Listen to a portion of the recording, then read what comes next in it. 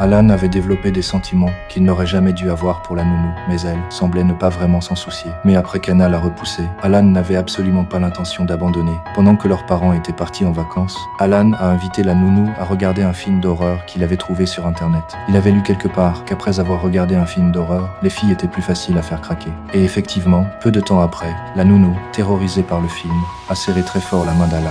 Alan a alors pensé que le moment était enfin venu. Alors il s'est penché vers elle et l'a embrassée. Mais la nounou l'a immédiatement repoussée et l'a sévèrement réprimandée. Pourtant, après cet incident, des choses étranges ont commencé à se produire dans la maison. D'abord, ils ont reçu un appel téléphonique étrange. Le Père Noël, qui aurait dû être devant la porte, est soudain apparu derrière la fenêtre. Puis la porte d'entrée s'est ouverte toute seule, sans le moindre avertissement. La nounou, terrifiée, a immédiatement demandé à Alan d'appeler la police. Mais Alan a volontairement laissé tomber son téléphone dans l'aquarium. Alors qu'ils étaient tous les deux complètement paniqués, quelqu'un a soudain frappé à la porte. Quand ils ont ouvert, il n'y avait pourtant personne dehors. Pour montrer qu'il n'avait pas peur, Alan a ouvert la porte sans hésiter. La seconde suivante, quelqu'un l'a violemment renversé par terre. Il s'est avéré que c'était Tom, le meilleur ami d'Alan. Tout ce qui venait de se passer faisait en réalité partie d'un plan soigneusement préparé. Alan et Tom avaient organisé toute cette mise en scène pour aider Alan à séduire la nounou. Mais personne ne s'attendait à entendre soudain un bruit de verre brisé venant de l'étage. Tous les trois se sont précipités à l'étage. Ils ont alors découvert qu'une brique avait été lancée dans la pièce. Sur la brique était écrit un message: « Quittez cette pièce, ou vous mourrez ».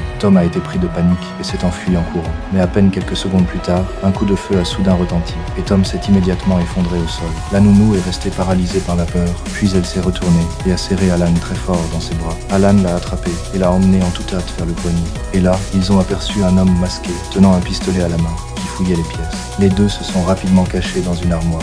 Mais au bout d'un moment, la nounou a remarqué un détail étrange. La capuche portée par l'homme masqué ressemblait exactement à celle de Tom. Elle a soudain compris qu'elle avait être pris toute cette situation pour un nouveau plan d'Alan. Alors elle a brusquement ouvert la porte de l'armoire et s'est précipitée dehors.